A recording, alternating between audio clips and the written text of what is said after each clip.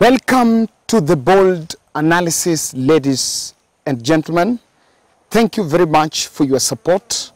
My voice is fully back. I think I've taken enough of the ginger and I think today it's better. It's better than the last 2 days.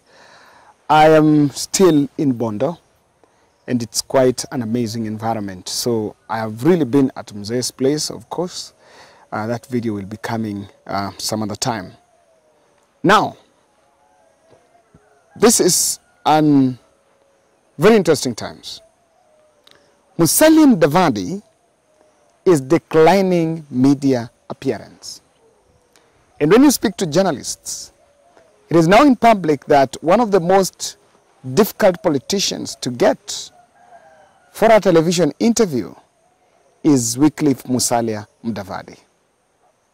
But why do you think Mudavadi would find it reasonable to stay away from media? If you ask me, in Kenya Kwanza, one of the sober leaders that was actually touted to be the spokesperson of the government, that speaks with a lot of soberness and have a full understanding on what really it takes to run government, that person is Wycliffe Mudavadi. We have mentioned over time as analysts that something was amiss. And in Kenya Kwanza, if there is someone who got a raw deal, that person is Mudavadi. Mudavadi got a raw deal, perhaps because he did not bring more votes compared to Wetangula. Someone would think so. But again, this is what politics, it is what it is. Now today I want to look at it in details on what exactly is bringing this, because a couple of journalists and producers have been taking an issue with the fact that you can try to get through Mudavadi, through his PAs and the secretariat, and it's proving totally difficult to get him on the screens. Now, if you've been keen, it's only Gachagua that has been speaking on behalf of the government. The members of parliament found opportunity and speaks in parliament, while the rest have been out. So, for the media space, for Mudavadi to get airtime, it's just through direct media interviews. Now this is it. We're going to look at this in details. I want to still humbly request you that if you're watching this video for the first time and you have not yet subscribed, I want to humbly request you to subscribe to our channel, click the notification bell and like our video. When you like our video, you're also promoting this channel from one level to the other. And thank you for those who've been subscribing. I also need to still remind us about the camera purchase challenge that we are running. I reached out to the supporters of the Bold to raise 80,000 to purchase an extra camera to help me in conducting exclusive interviews, because that's the content format that we are actually introducing in the channel. And I think since we made that, we've collected close to now 42,000. What's only remaining, it's 38, and we'll perhaps take it to date 22nd, which is our deadline. So we're still reaching out to find out how we can turn up for the situation and achieve it. Now, the number is there in the screen. So what's wrong? Something is amiss. And we need just to get down to work. I know that many people have been saying that we need to stop the opulence, stop the populists, and start working. Mudavadi, if you ask me, the decision to stay away from the media might be working for him. It might be working for him because of some 4 aspects that I want us to look at. And this is why Mudavadi may find it relevant and important to stay away from media.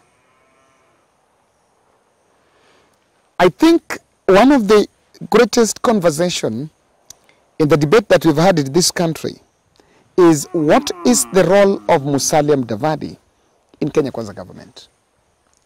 And there have been a clash between what Mudavadi, what Gachagua and Kindiki are going to be doing. Remember, there was also a conversation that came out publicly that Rigathi Gachagua was supposed to share office with Mudavadi. And it's now emerging that Rigathi Gachagua might have declined Mudavadi to occupy the same office with Musalia Mudavadi. And if you ask me, in the producer's handbook, if Musalia Mudavadi was to appear in an interview, some of the most difficult questions that he would really struggle to answer is where his office is going to be. Are they going to share office with Rigathi Gachagua? And what exactly are his roles? So some of these controversial aspects that have been coming out in public, and there is a lot of information that is leaking in public. I believe that the conversation about Musalia Mudavadi sharing Harambee House office with Rigathi Gachagua was supposed to be an in-house thing, and maybe it was not supposed to get the attention it got. But it's to some extent, things are moving on, and there was that intelligence, that there was that report. I think it was captured by some of the dailies here, that Gachagua seems to be uncomfortable with that move, and Mudavadi might have to get another space. So some of the reasons why this will come out is the controversy and the public perception of the roles of Mudavadi and Gachagua. Because what the Kenyans, or that the voters have been told, is that Mudavadi's roles are clashing.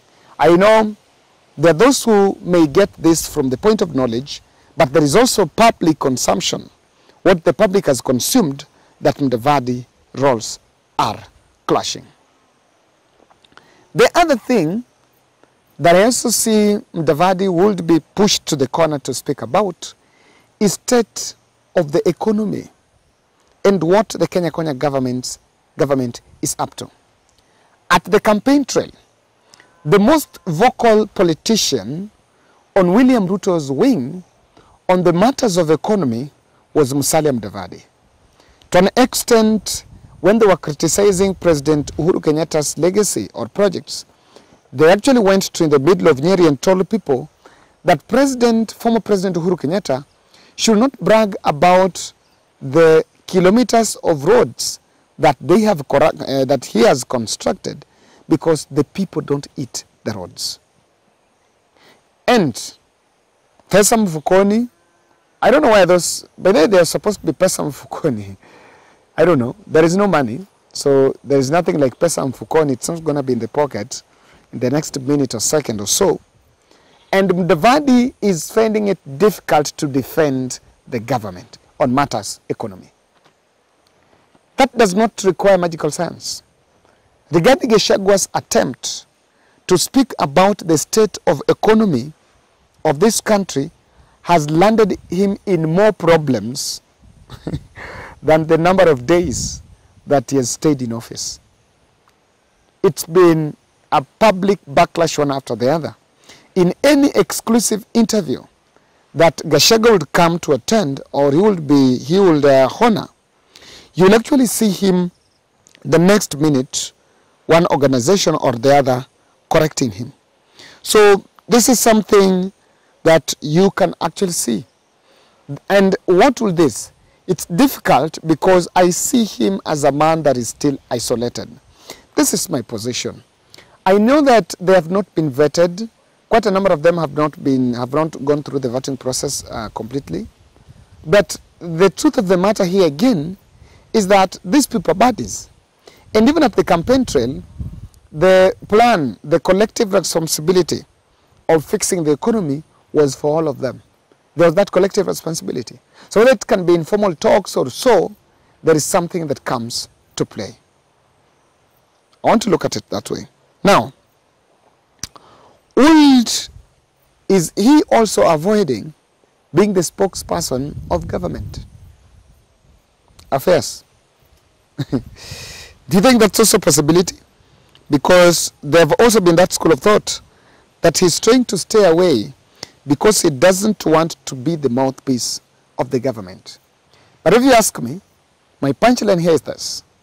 The vetting by Parliament is coming, and what is at the interest of Musalia Mudavadi is to make sure that that process do not attract public interest. He do not want to become a person of interest as of now by him now becoming a focal lenses by the journalists, because everything Musalia Mudavadi will say would be used in the same. Maybe. You know now, the people that are now organizing the questions for the vetting and all that, they're just picking what you say.